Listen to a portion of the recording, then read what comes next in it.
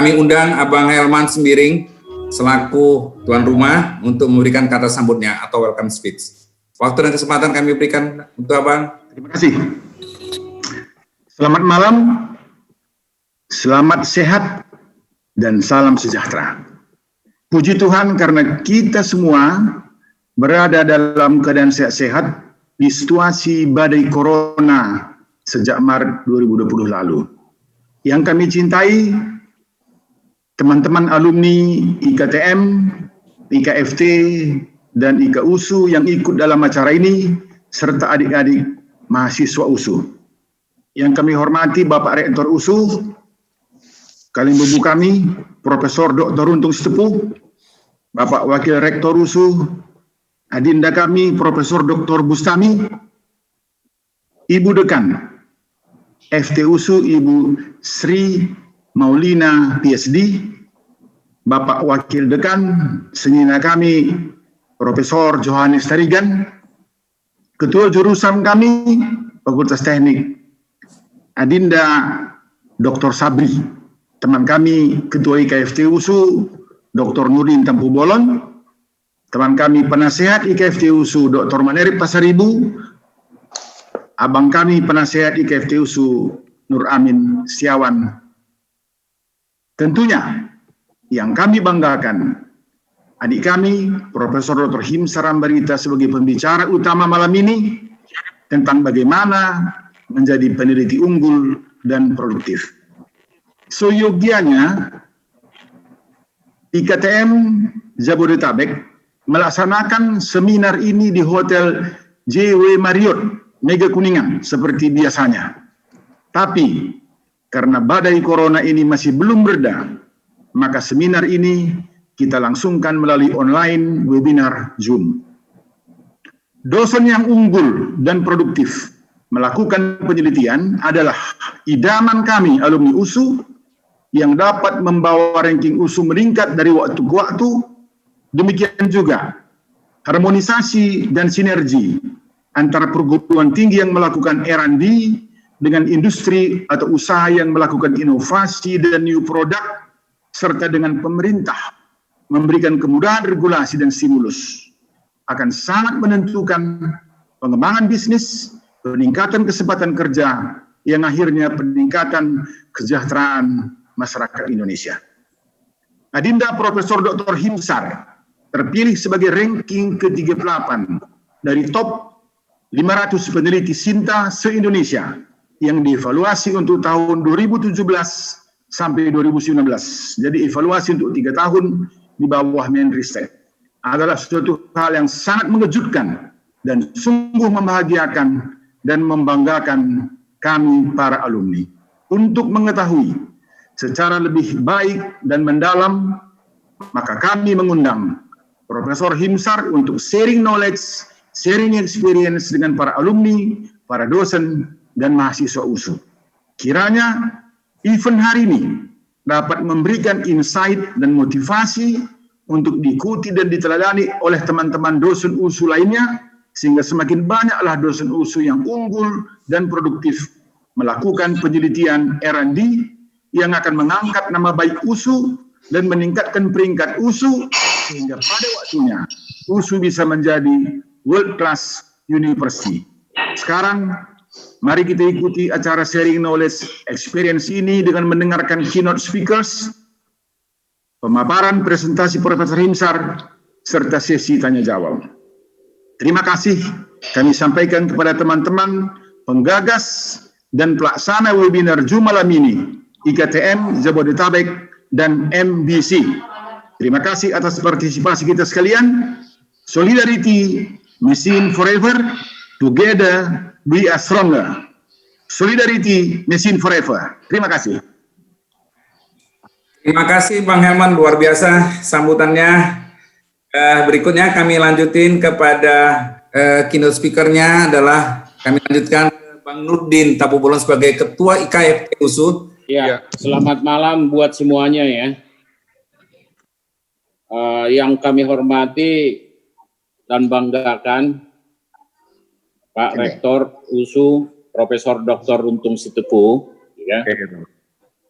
Dan juga kepada Wakil Rektor 4, Pak Profesor Dr. Bustami. Kemudian kepada adik saya, Profesor Dr. Himsar Ambarita, yang sudah terpilih dalam ranking ke-38 peneliti seluruh Indonesia ya, dari 500 orang. Terima kasih, Pak. Itu menurut saya adalah sesuatu yang luar biasa prestasinya. Kemudian kepada seluruh teman-teman yang lain ya, khususnya kepada panitia yang telah merencanakan ini, yang tidak bisa saya sebutkan satu persatu. Yang penting adalah bahwa tekad kita semua, bagaimana kita membesarkan USU dan juga memberikan yang terbaik bagi bangsa dan negara di kemudian hari. Pertama-tama, saya mengucapkan selamat buat USU, ya, Pak Rektor, dan juga kepada Pak Rektor atas terpilihnya Universitas Sumatera Utara di peringkat kelima dalam sains dan teknologi atau peneliti ya. Jadi artinya hanya USU yang dapat dari luar Jawa. Dari 500 peneliti itu USU mengirimkan 22 orang. Dari 22 orang itu terpilih 2 dalam ranking 50 besar. Menurut saya adalah kebanggaan besar buat USU. Dan sekali lagi Pak Rektor, selamat atas prestasi ini dan selamat buat seluruh sivitas akademika USU. Kemudian selamat buat Profesor Dr. Himsar dan juga teman kita yang dari Fakultas Kehutanan yang juga adalah terpilih 50 besar atas prestasi yang diraihnya. Saya kira dari apa yang telah dicapai ini, kita pantas bangga. Tetapi kita harus tetap berusaha bagaimana yang menjadi yang terbaik. Dari judul tadi itu, bagaimana menjadi seorang peneliti dan peneliti yang bagus, tentunya banyak hal di situ yang diperlukan. Bagaimana menjadi seorang peneliti dan peneliti yang bagus, tentunya banyak hal di situ yang diperlukan. Banyak hal yang menjadi apa yang akan kita lakukan. Yang pertama adalah bagaimana sinergitas daripada peneliti itu yang yang berhubungan dengan akademisi atau peneliti ada di situ, ada pemerintah, ada korporasi, ada masyarakat, dan ada media. Jadi penelitian itu supaya unggul dia harus berdaya saing internasional.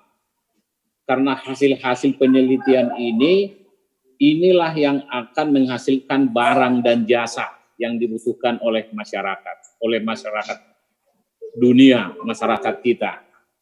Jadi barang hasil penelitian inilah yang digunakan oleh korporasi. Jadi pemerintah dan akademisi dan korporasi harus bersinergi, yaitu menghasilkan intangible resources atau teknologi, di mana pemerintah menyiapkan dananya, akademisi menyiapkan programnya, dan korporasi menggunakan SDM-nya dari hasil penelitian nanti, dan juga pelestarian lingkungannya. Kemudian, bagaimana pemerintah dengan akademisi? Pemerintah mendukung kebijakan akademisi dalam rangka peningkatan intangible resources berupa dana. Korporasi dan akademisi, dia harus sumber daya yang berkualitas, artinya manusianya, baik dari intangible resources-nya. Kemudian, korporasi dan akademisi harus melakukan link and match. Jadi harus research and development-nya itu berhubungan. Jadi peneliti itu harus meneliti apa yang dibutuhkan oleh korporasi. Korporasi harus membangun apa yang dibutuhkan oleh masyarakat.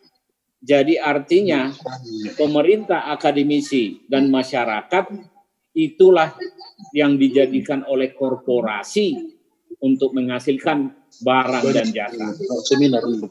Kemudian dalam hal itu diperlukan media untuk memberikan informasi hasil-hasil penelitian dan hasil-hasil barang dan jasa yang berdaya saing internasional. Jadi hasilnya itu harus berdaya saing internasional. Jadi produk, barang, dan jasa tersebut itulah yang membuat kita harus diusahakan oleh korporasi dan lain sebagainya menjadi keunggulan daya saing berkelanjutan. Keunggulan daya saing berkelanjutan itu dipengaruhi oleh faktor global.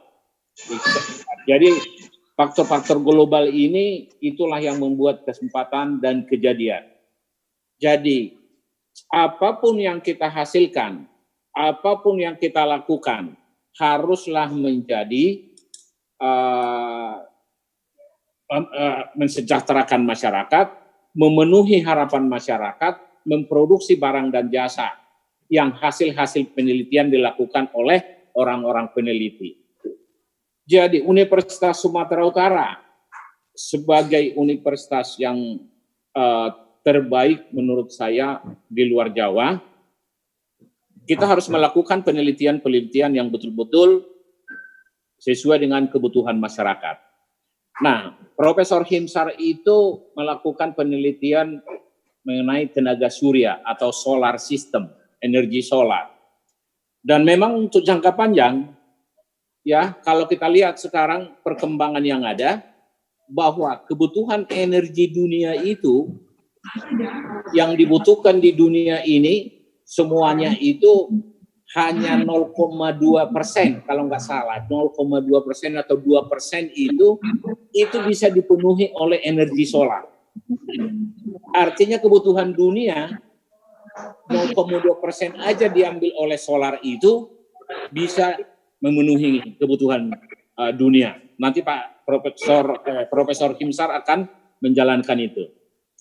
Jadi yang perlu kami sampaikan sebagai alumni Fakultas Teknik USU dan sebagai Ketua Umum Alumni Fakultas Teknik USU mengharapkan bagaimana kita menumbuhkan daripada para peneliti-peneliti, researcher yang baik, bagaimana masyarakat harus berkoordinasi dengan kebutuhannya terhadap, kita lihat juga sebagai perguruan tinggi itu Tridharma Perguruan Tinggi Penelitian dan proses belajar mengajar dan pengabdian masyarakat itu di situ dia hubungannya ke sana, sehingga nanti apa yang harus diteliti sesuai dengan kebutuhan itu didukung oleh pemerintah, kemudian dilakukan atau diproduksi oleh korporasi. Saya kira itu saja yang perlu saya sampaikan. Dengan demikian hasil-hasil yang kita lakukan di dalam penelitian kita bisa betul-betul dirasakan oleh masyarakat manfaatnya. Contohnya yang perlu kita lihat ya, barang-barang apa saja sih yang sekarang masih kita import, tetapi kita memiliki daripada sumber daya di dalam negeri, sumber daya lokalnya. Kenapa harus dikerjakan itu di luar? Sebagusnya kita produksi saja. Nah, peneliti-peneliti kita kalau teknologi atau intangible resource-nya belum ada, inilah salah satu. Solar system kita berada di Katulistiwa. Saya kira apa yang dilakukan Adinda Himsar untuk meneliti pemanfaatan solar system untuk energi listrik dan lain sebagainya, ini tepat. Jadi kalau Indonesia harus masuk ke era itu. Saya kira itu yang perlu saya sampaikan karena waktu yang terbatas. Sekali lagi, selamat buat USU, selamat buat Pak Rektor, selamat buat Pak Himsar, dan selamat buat kita semua atas prestasi yang dicapai oleh USU belakangan ini. Sejak dijabat oleh Pak Rektor kita, Profesor Dr. Runtung Sitepu, kemajuan demi kemajuan terjadi. Mulai daripada peringkat 39 kalau nggak salah dulu waktu dipegang beliau sebelum Rektor, sekarang sudah di peringkat 1 digit, bahkan sudah di peringkat kelima di bidang penelitian sains dan teknologi. Sekali lagi, selamat dan Tuhan memberkati. Terima kasih Bang Nurdin, terima kasih luar biasa. Mari kita beri aplaus kepada Bang Nurdin. Sambil menunggu Bang Bustami, sepertinya Bang Bustami belum hadir ya. Pak Rektor USU untuk memberikan keynote speech-nya. Waktu dan kesempatan kami berikan Bang. Assalamualaikum warahmatullahi wabarakatuh. Salam sejahtera untuk kita semua. Yang kami hormati Ketua Ikatan Alumni Fakultas Teknik Universitas Sumatera Utara atau kami Dr. Insinyur Nurdin Tampu Bolon dan juga selaku staf khusus Wakil Presiden. Yang kami hormati Ketua Ikatan Alumni Universitas Sumatera Utara, sahabat kami Manolo Nenggolan. Yang kami hormati Ketua Ikatan Alumni Teknik Mesin Jabodetabek, abang kami dan anak kami Helman Seliring. Yang kami hormati moderator Adinda kami Baginda Siahaan, yang kami banggakan narasumber tunggal kita, adik kami Profesor Dr. Himsar Ambarita, STMT, yang kami banggakan seluruh alumni, kakak-kakak, abang-abang, sahabat-sahabat dan adik-adik alumni Universitas Sumatera Utara yang ikut bergabung di dalam webinar pada malam hari ini.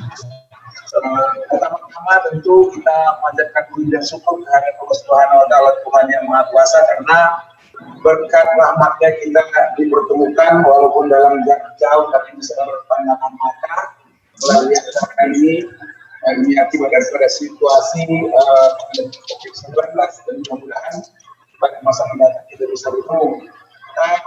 Dalam kesempatan ini tentu kami mewakili seluruh keluarga besar Universitas Sumatera Utara mengucapkan terima kasih kepada seluruh alumni Universitas Sumatera Utara dimanapun berada atas dukungan baik moral, material kepada kami seluruh pimpinan dan sekretaris akademik Universitas Sumatera Utara, sehingga Universitas Sumatera Utara bisa sampai kepada peringkat yang ada sampai dengan hari ini.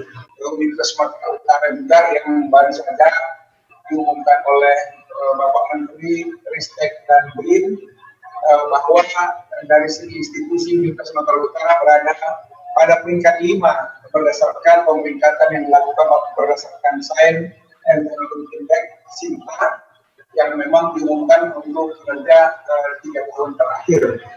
Dan untuk perorangan kita 500 peneliti terbaik dari seluruh baik dosen maupun lembaga penelitian non perguruan tinggi. Dari 500 itu alhamdulillah dari dosen Universitas Sumatera Utara ada 2 orang dosen kita yang masuk dalam 500 peneliti terbaik Indonesia. Di antaranya adalah adik kami, Profesor Dr. Engineering Birsa Tambari.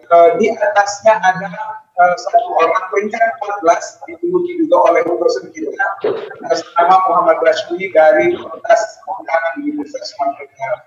Jadi ini adalah capaian yang luar biasa menurut kami karena dari 500 itu melihat jumlah perguruan tinggi yang ada di Indonesia, baik penelitian swasta dan lembaga penelitian termasuk LIPI dan berbagai lembaga-lembaga penelitian lainnya, ini capaian yang luar biasa, merupakan kebanggaan kita semua, merupakan hasil dari perencanaan yang kita lakukan sebagai Rektor Universitas Sumatera Utara. Bahkan sebelumnya, kami sudah melakukan satu studi monitoring dan evaluasi terhadap apa yang terjadi di Universitas Sumatera Utara hingga Januari 2016 itu, sehingga kami menyusun prioritas program yang akan dijalankan memegang amanah dan kepercayaan sebagai Rektor Universitas Sumatera Utara. Dari wujud dari pelaksanaan 10 program prioritas itu, akhirnya penilaian 2018-19-2020 ini kita bisa jalan dari tingkat 5, yaitu setelah itu pertanian Bogor. Oleh karena itu memang kami menyadari sepenuhnya bahwa kelemahan yang terjadi selama ini adalah diakibatkan karena rendahnya terbatasnya dana penelitian. Oleh karena itu dari sejak kami memegang amanah, kami secara terus-menerus dari tahun ke tahun menganggarkan dana penelitian yang cukup signifikan, dan dengan demikian terjadi kualitas penelitian yang semakin baik, tambahan dana dari pemerintah juga akan semakin tinggi karena berdasarkan kinerja penelitian, sehingga pada tahun 2019 tidak lebih dari 55 miliar yang kita kucurkan untuk dana penelitian. Di mana untuk tahun 2019 kita menetapkan insentif itu yang dari tahun ke tahun naik, di mana kalau dia di jurnal internasional Index Q1 kita berikan insentif 75 juta rupiah, Q2 45 juta rupiah, dan Q3 25 juta rupiah. Ini yang membuat dosen kita berlomba-lomba untuk berkompetisi mendapatkan dana penelitian, dan kemudian melanjutkan hasil penelitian itu untuk menulis artikel untuk dimuat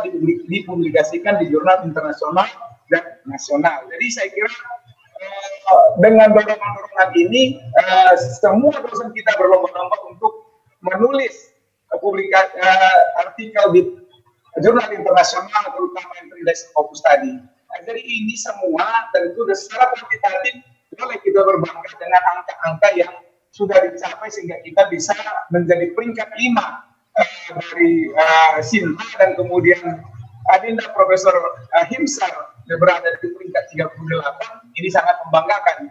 Tetapi tentu akan sangat lebih bangga jika penelitian dan publikasi itu diimbangi dengan kinerja di dalam menata, baik menata di program studinya dan maupun di fakultasnya, dan juga akan berdampak kepada penataan di tingkat universitas.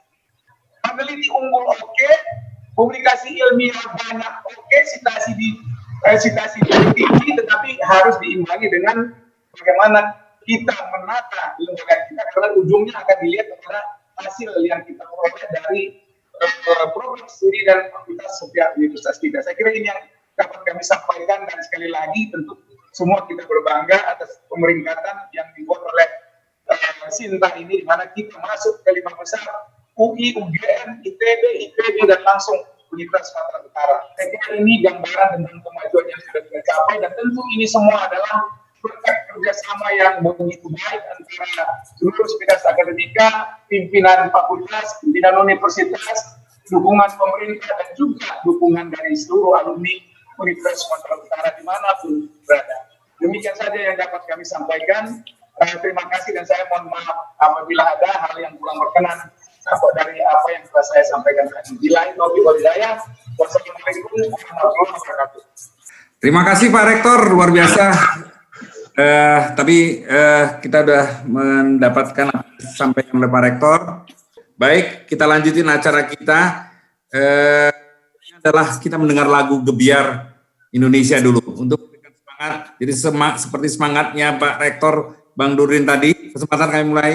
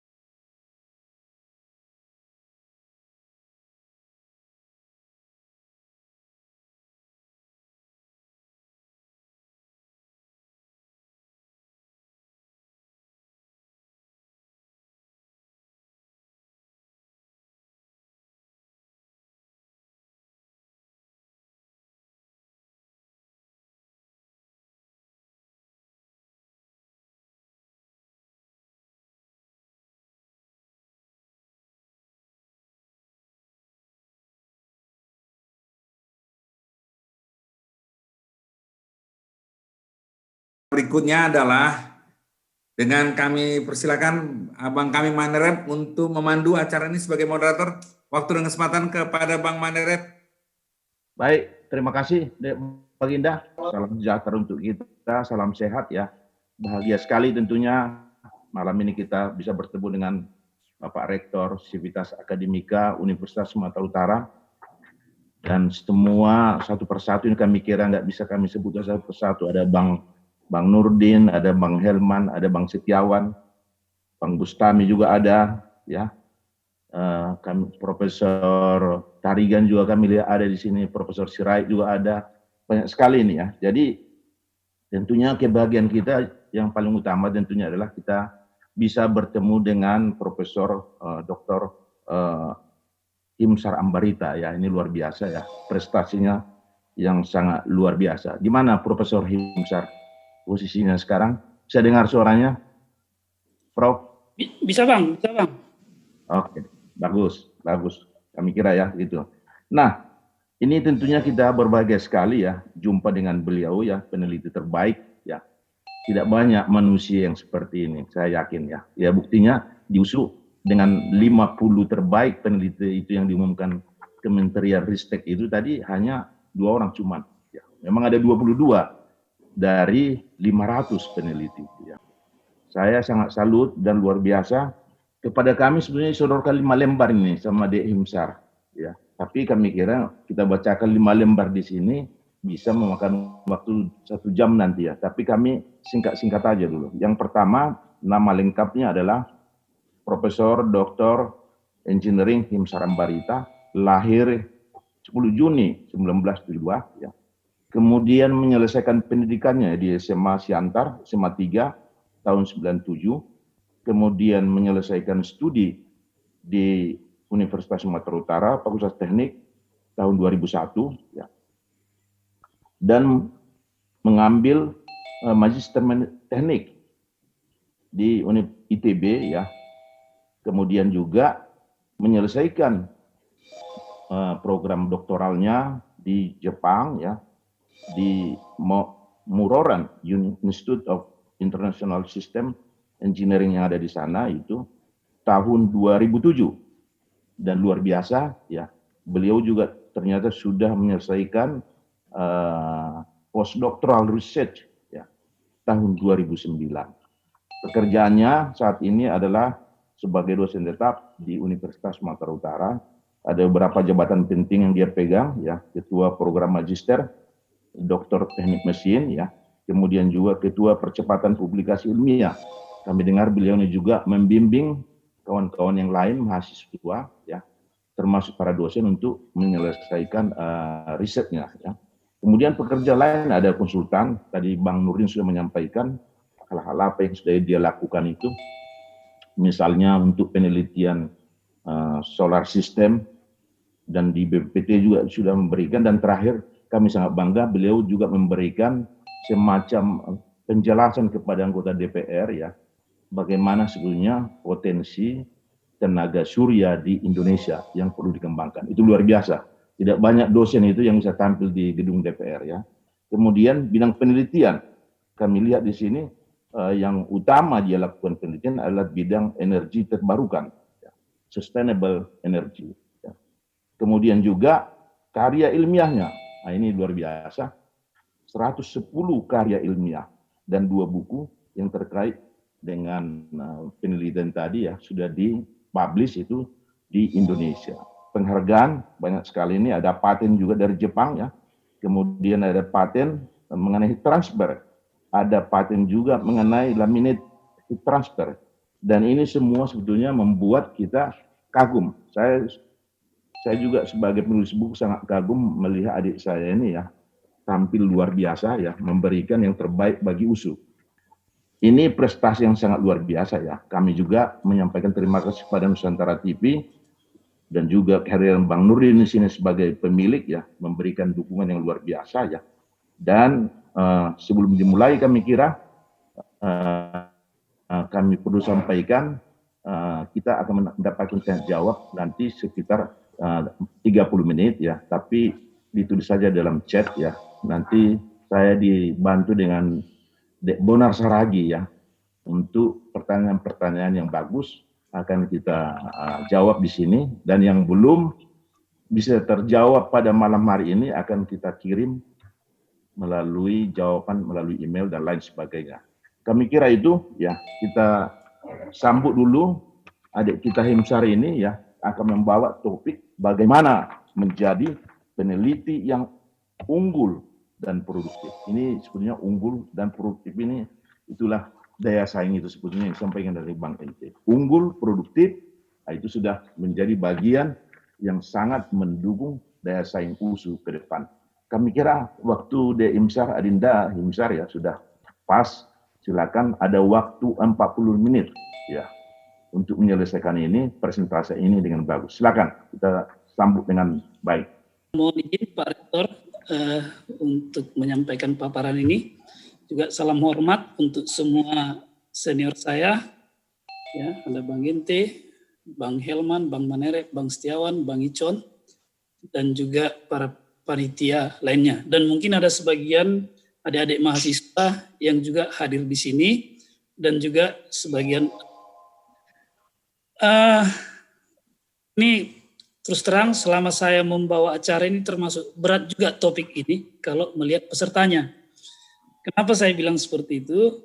Kalau judulnya ini sebenarnya terlalu akademis, pesertanya juga banyak praktisi, ya. Jadi makanya ini saya coba untuk bisa merangkul semuanya. Nah, kalau nanti mungkin yang lebih spesifik kepada akademisi, mungkin nanti bisa di-share alamat dan untuk bisa kita berbagi. Tetapi saya akan bicara dari yang general sampai ke yang spesifik. Jadi waktu kepada saya diberikan ini kurang 40 menit, saya akan mencoba berbagi pengalaman, kenapa sampai bisa mendapat capaian yang seperti itu. Yang saya sendiri pun sebenarnya waktu diumumkan seperti itu agak terkejut juga ya, karena bukan tujuan, tetapi kalau diumumkan ada peringkat seperti itu dapat, jadi itu yang kita berbagi di sini. Baik, yang pertama ini kira-kira isi presentasi saya akan mencoba dulu memaparkan kurang lebih nanti 10 menit transformasi pendidikan tinggi di Indonesia, ya, dari yang bagaimana sampai bagaimana, dan tadi juga sudah disinggung sekilas oleh Pak Rektor dan juga Abang Nurdin Tambuwon, ya, bagaimana transformasi. Kemudian akhir-akhir ini Indonesia itu ditutup Ya, bahkan Presiden sendiri pun, Presiden Jokowi sudah turun tangan menyebutkan targetnya agar Indonesia itu menyumbangkan paling tidak lebih banyak lagi perguruan tinggi yang ada di 500 besar dunia atau lebih terkenal dengan World Class University. Nah, kemudian selanjutnya coba nanti membicarakan apa itu Science and Technology Index atau yang biasa dikenal dengan SINTA, di mana kita dari USU termasuk menyumbang terbanyak. Pit, belum mau melihat Sekitar berapa 22. orang yang ikut ini kayak mana, Pit? Nah, kemudian yang terakhir nanti, nah ini baru secara akademisnya, saya akan cerita how to become a productive research. Diharapkan juga karena banyak alumni di sini yang para profesional, sebenarnya ini kalau mau kita lihat nanti, ini tidak hanya melulu milik dari akademisi. Sebenarnya adik-adik atau para alumni yang masih profesional, kalau bisa masuk ke sini, ini sebenarnya seperti meningkatkan kelas kita nanti. Supaya level kita naik bukan hanya di tingkat nasional, tetapi nah itu kira-kira nanti paparan saya. Jadi ini yang akan kita paparkan kurang lebih 40 menit. Baik. Nah, jadi kita tahu bersama dulu. Kalau dulu sebenarnya, sewaktu Ki Hajar Dewantara pertama sekali ditunjuk oleh Presiden Soekarno, tugasnya sebenarnya cukup simpel. Mencerdaskan kehidupan bangsa, dan itulah yang langsung diadopsi jadi tujuan pendidikan nasional. Tetapi institusi pendidikan modern sekarang, itu bukan lagi hanya mencerdaskan kehidupan bangsa. Bahwa pendidikan itu sudah menjadi kekuatan ekonomi, ya, sudah menjadi sumber devisa negara. Jadi itu yang harus kita pegang dulu. Kenapa World Class University ini? Nah, makanya kalau kita lihat kelas-kelas ini, ya barangkali kalau sekelas-kelas Bang Mane dulu kuliahnya ya seperti yang kiri atas itu gambarnya kan itu. Jadi itulah memang patokannya mencerdaskan kehidupan bangsa. Artinya yang penting ada papan tulis dan ada buku. Nah, itu kira-kira yang dulu. Kembang terus tahun 80-an, tahun 2000, dan kalau kita lihat tahun 2020 sekarang, kelas itu sudah hidup. Ya, sudah cantik, dibuat berkelompok, dan tidak monoton lagi seperti zaman dulu. Nah, jadi apa yang dituntut dari dunia pendidikan ini sekarang, kalau kita lihat, ini sudah menjadi kekuatan ekonomi. Di sini saya ambil satu laporan dari Amerika, bahwa mahasiswa internasional itu, ya, kalau mereka berhasil meningkatkan perguruan tingginya, setiap tahun mereka bisa menghasilkan 41 billion, ya, miliar dolar dengan 458 ribu pekerjaan atau setara dengan 612 triliun. Jadi ini angka yang besar dari mahasiswa yang datang untuk sekolah ke Amerika. Nah, kemudian UK juga, ya, di sini disebutkan bahwa di sana kurang lebih bisnis ini bisa menghasilkan pendapatan kurang lebih 200 triliun. Ya, kita tahu banyak kita berbondong-bondong. Ya, mungkin di sini ada anak dari alumni yang disekolahkan ke Inggris juga. Nah, jadi itu kenapa? Karena universitas di sana dilihat ada di 5 dunia. Nah, di Australia juga begitu, angkanya cukup besar, ya, sampai 347 triliun. Nah, mungkin kita bertanya, apa mungkin ke Asia? Nah, seperti kita ketahui bersama, ini pergeseran ekonomi sekarang sudah ada ke Asia. Bahkan tetangga kita, itu Malaysia sebenarnya, mereka sudah mulai panen. Ya, jadi ini ada satu laporan tahun 2016 yang kita dapat. Mereka itu sudah 250 ribu mahasiswa asing, termasuk dari kita Indonesia, yang sudah sekolah ke sana. Ya, artinya sudah jadi pilihan. Ya, jadi dari Pakistan, dari Cina, dan Cina juga sudah menjadi tujuan. Nah, jadi ini yang harus dilihat oleh negara ini. Nah, jadi sehubungan dengan SINTA, ya, Science and Technology Index, ini sebenarnya platform yang disediakan oleh pemerintah untuk meranking dosen secara individu dan juga universitas satu institusi.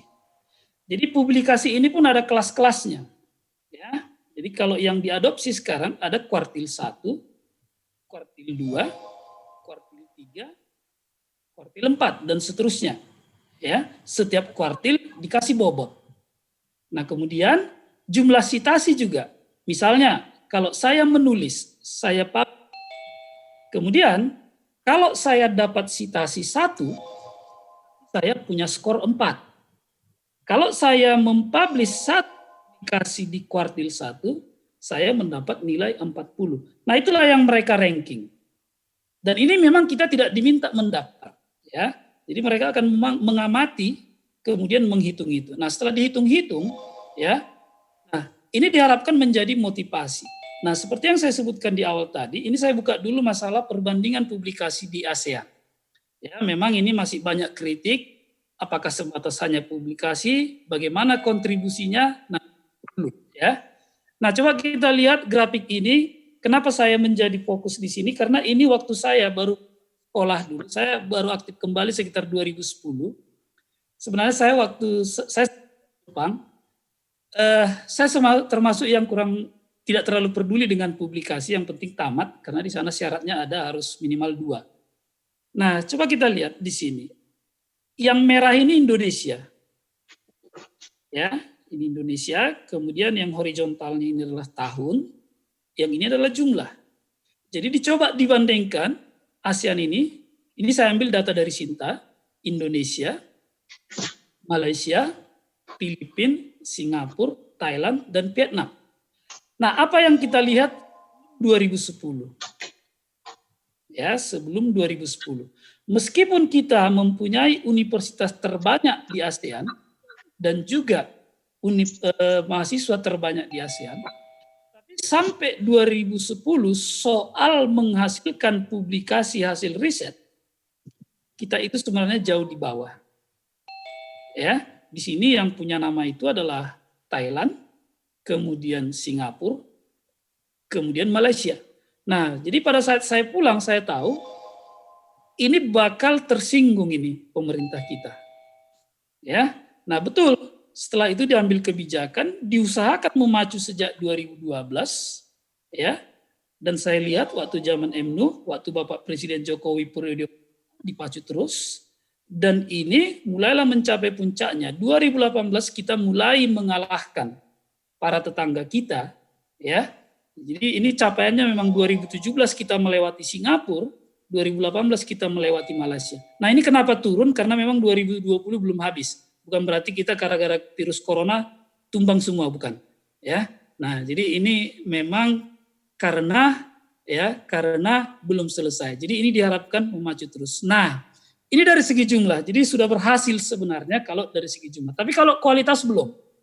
Makin banyak teman meneliti, ya kita bagi-bagi porsinya, itu makin melesat nanti sitasi, membuat impact yang lebih besar terhadap perguruan tinggi kita sendiri.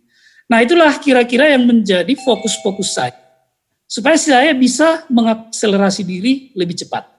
Nah, inilah beberapa riset kita di teknik mesin, sebenarnya tidak canggih-canggih kali, ya, tidak canggih-canggih kali. Jadi ini handmade semuanya ini, Bapak Ibu. Mahasiswa saya barangkali di sini sebagian, tapi ini sudah hasilnya ini, kalau kita lihat ini adalah di gedung kita di Fakultas Teknik di lantai 4, ini dibuat sendiri. Ini hasilnya sudah sampai ke jurnal internasional dan sudah dibaca oleh peneliti di sana. Jadi kan selalu ditanya ini, salah satu metodenya ini kan diuji di Fakultas Teknik Universitas Sumatera Utara. Jadi banyak juga mungkin yang penasaran, di mana Fakultas Teknik Universitas Sumatera Utara gitu ya. Nah, jadi ini hasil-hasil ya atau yang kita lakukan sekarang di kampus. Nah, untuk salah satu luaran yang disebut bereputasi, ada database yang diakui oleh negara ini bereputasi, namanya Scopus. Nah, kemudian ini juga sering dipakai oleh pemeringkatan dan hampir seluruh peneliti dunia menggunakan database ini. Baik, saya simpulkan aja untuk memanage suatu riset itu. Ini ada 8 tindakan yang sering saya ikuti dan saya harus sebelum saya melakukan riset selalu itu ingatkan. Yang pertama, penelitian itu adalah sebuah proyek ya yang tidak bisa kita perlakukan main-main dan kita adalah sebagai leadernya. Kemudian kita harus membangun tim yang kuat. the best team, karena ini tidak bisa kita lakukan sendiri. Beruntung kita di kampus ini punya mahasiswa yang melimpah, yang siap untuk bergandengan tangan melakukan ini. Kemudian kita harus membuat rencana dan harus selalu kita update. Kemudian kita harus menentukan sumber daya yang cukup untuk itu. Dan kita membuat schedule yang realistik, kapan kita lakukan, kapan kita ambil hasilnya, kapan kita publikasikan. Kemudian jangan mencoba membuat luaran yang tidak mungkin, ya. Kemudian fokus pada luaran, dan yang terakhir adalah mempublikasikannya. Kalau ini tidak sempurna, kembali tidak bisa disebut sebagai periset, harus publikasi. Baik, itu aja. Saya kembalikan kepada Bang Maneret. Terima kasih. Terima kasih. Suaranya bisa dengar, Dek Baginda? Bisa. Bang. Mari kita beri aplaus dulu, Bang. Ya, kita beri aplaus dulu untuk Dehan.